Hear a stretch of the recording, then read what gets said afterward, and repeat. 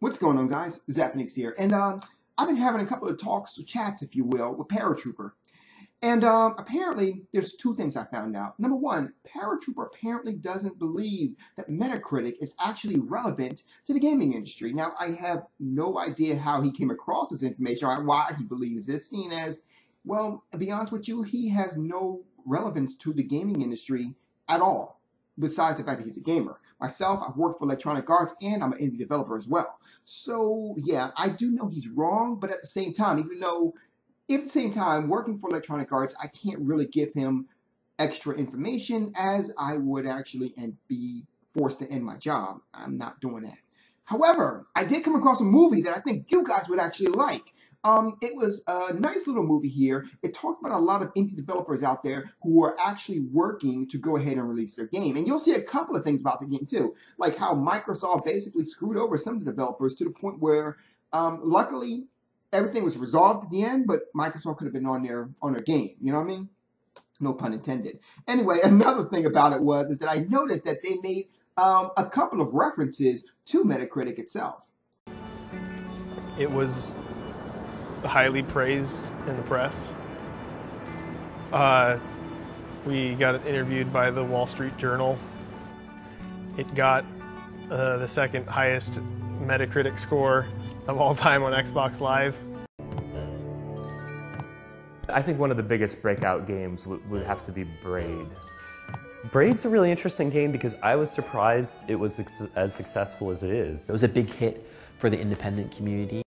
Yes, so being the fact that the indie community is part of pretty much one of the biggest parts of gaming now, I would think it's relevant. And yes, I do know for a fact big companies such as Electronic Arts does use Metacritic heavily when going ahead and finding out what they want to do with certain games. Anyway, so yeah, you know, big surprise, Paratrooper was wrong. And the second thing, apparently Paratrooper believes that he's an intellectual. Go figure. I have no idea where he got that one from, but yeah, apparently Paratrooper believes that he is an intellectual. Paratrooper, I have no idea where you got that from, but I assure you that many people do not associate you with the word intellectual at all. I mean, how did you do that? I mean, you got papers to prove it? Did you pass college? What happened? I mean, anyway, rate, comment, subscribe. Oh, the movie, by the way, is called Indie Games the Movie. It's actually available on Netflix.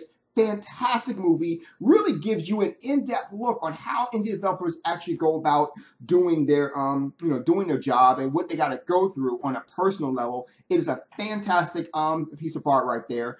In all honesty, Phil Fish, a little bit of a dick, a little bit of a dramatic dick too. But aside from that, it is a fantastic thing. I really did enjoy every second that every second that the movie was on there, and I actually watched every part of it.